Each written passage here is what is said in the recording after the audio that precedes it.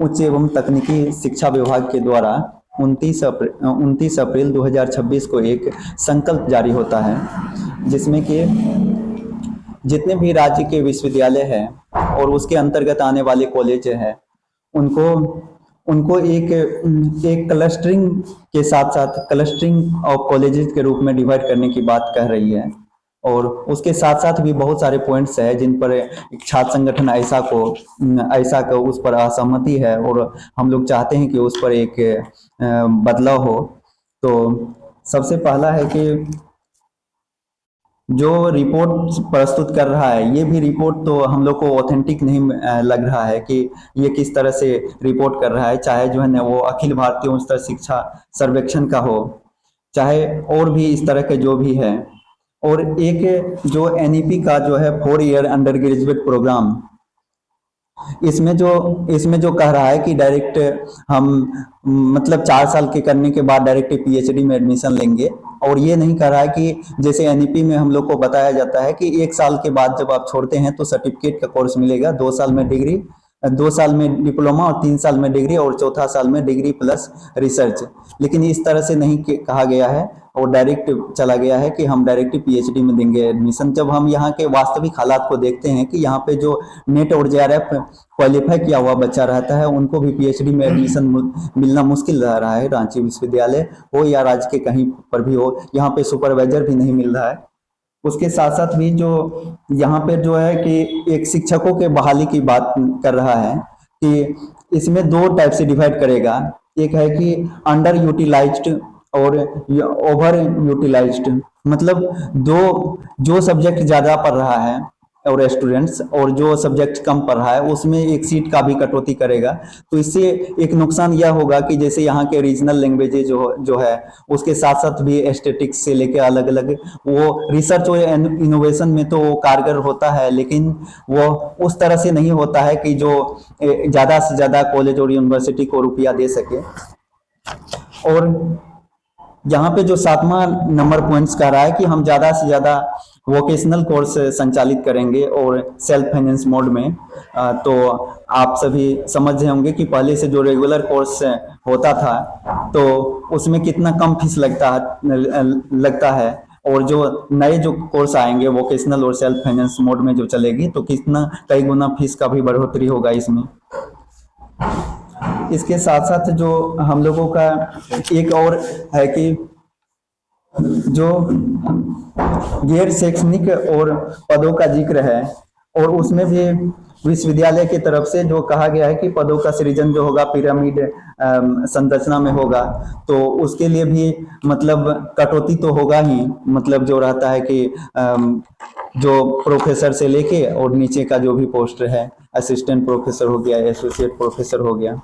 तो उसके साथ साथ भी जो है इसमें जो 14वां पॉइंट्स कह रहा है वह यह है कि महिला कॉलेज जितना भी है, जो स्पेशल तरह का जो कॉलेज चलाया जाता था, उनको भी इसमें शामिल करेगा। तो आप समझ सकते हैं कि वहाँ पे तो पढ़ाई होनी चाहिए कि स्पेशल उद्देश्य के लिए एक मुख्यधारा में लाने के लिए उनके लिए कॉलेज खोला गया था, लेकिन इसके माध्यम से वह भी एक स्पेशल कोर्स भी खत्म हो जाएगा। उनके लिए जो स्पेशल वुमेन्स कॉलेज खोला गया था उनको भी अब एक मान लीजिए कि आर्ट्स में उसको तब्दील कर देगा, तो साइंस और कॉमर्स पढ़ने के लिए लड़की को स्पेशल स्कूल नहीं मिल पाएगा। इतने ये है। इसके साथ साथ भी जो पद का इसमें कहा गया है, ये भी एक है कि जैसे यूजीसी का गाइडलाइंस है कि जो कहता है कि आप अलग अलग जैसे साइंस और कॉमर्स के साथ साथ एक शिक्षक और छात्र का मिनिमम रेशियो होना चाहिए 30:1 में। लेकिन यहाँ पे हम देखते हैं कि जब स्टूडेंट्स है यहाँ पे लगभग में 1 लाख के आसपास में, तो उसके हिसाब से 3000 से ज़्यादा लगभग में 3500 शिक्षकों की नियुक्ति करने की इनको ज़रूरत है, लेकिन अभी यहाँ पे 765 ही सिर्फ शिक्षक नियुक्त है।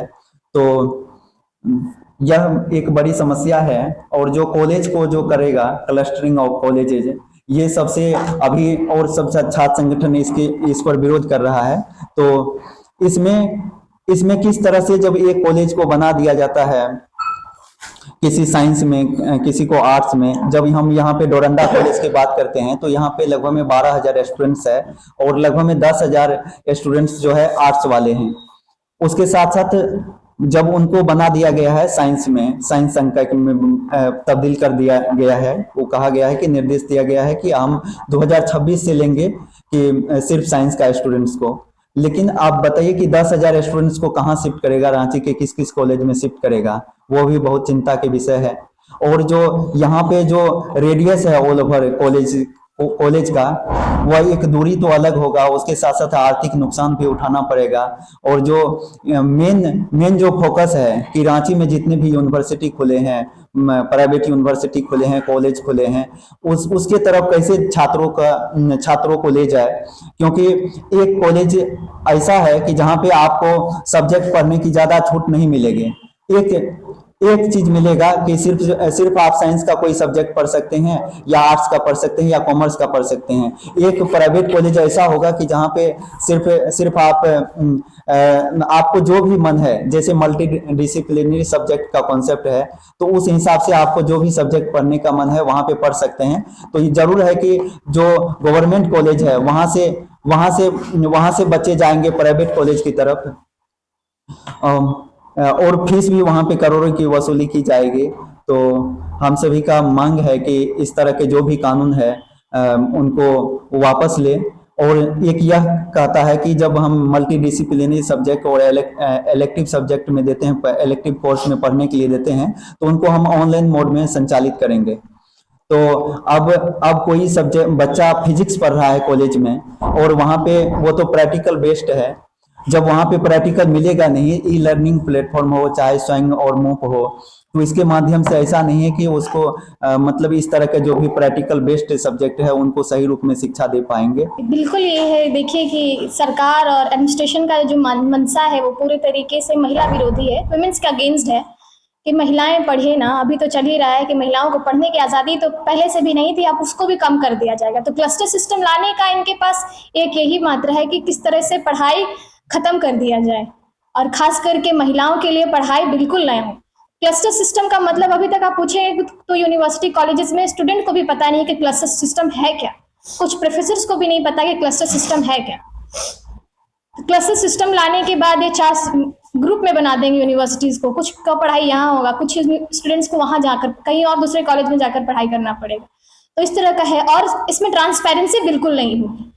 जो भी शिक्षकों को दिक्कत ये होगी कि जो भी बहाली होती है वो कॉन्ट्रैक्ट पे हो जाएगी, परमानेंट कोई भी टीचर नहीं रहेंगे।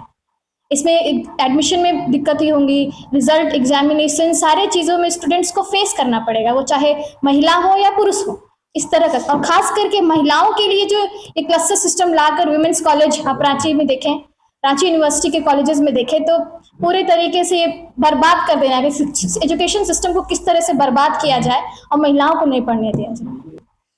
मेरा कहना यह है कि क्लस्टर सिस्टम एक तो शैक्षणिक वातावरण पर बिल्कुल जो स्वतंत्र शैक्षणिक वातावरण है उस पर रोक लगाने का एक बड़ा आदेश है एक तरीके से।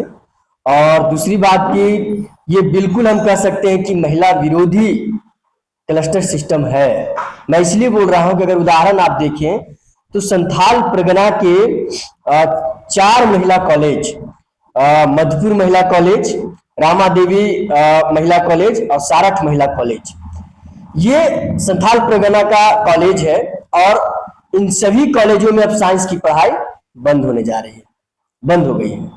अब जरा सोचिए कि मैं उदाहरण इसलिए दे रहा हूं कि एक तरफ सरकार बोलती है कि बेटी पढ़ाओ और बेटी बचाओ, लेकिन दूसरी तरफ महिलाओं को पढ़ने के लिए जहां पे स्पेशल एक समाज में भी है कि महिला कॉलेज होगा, महिलाएं वहां पे जाके पढ़ेंगी, लेकिन उस कॉलेज में अब साइंस की पढ़ाई बंद हो गई पूरे संथाल परगना में। दूसरी बात कि नीलांबर पीतांबर विश्वविद्यालय की मैं बात कर रहा हूं। नीलांबर पीतांबर विश्वविद्यालय में अब इस क्लस्टर सिस्टम के तहत वीसी ने प्रेस कॉन्फ्रेंस करके बताया कि पीजी की पढ़ाई अंगीभूत कॉलेजों में नहीं होगी, यानी नीलांबर पीतांबर विश्वविद्यालय का दायरा कम से कम 200 किलोमीटर तक है। 3 जिला के छात्र वहां पे एडमिशन लेते हैं। अब 3 जिले के छात्रों को 200-150 किलोमीटर दूरी तय करके पीजी डिपार्टमेंट स्पेशल विश्वविद्यालय खोल रहा है, सिर्फ जहां पे विश्वविद्यालय का सेंटर है पलामू में, डाल्टनगंज में, वहां पे।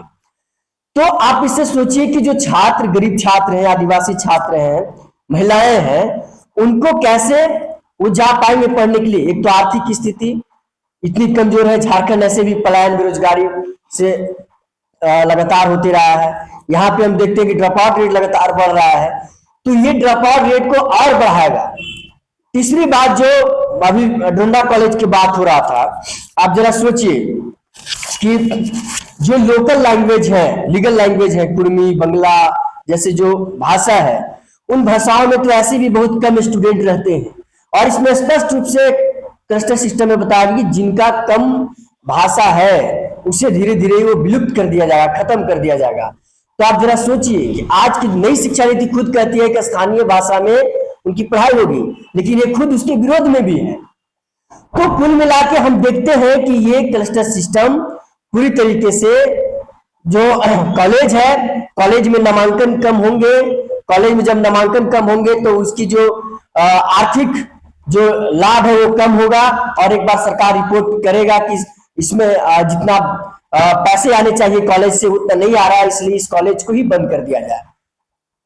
तो इस तरह से आपके सामने होने वाला है, और इसीलिए हम लोग इसका विरोध कर रहे हैं कि क्लस्टर सिस्टम बिल्कुल नहीं चलेगा।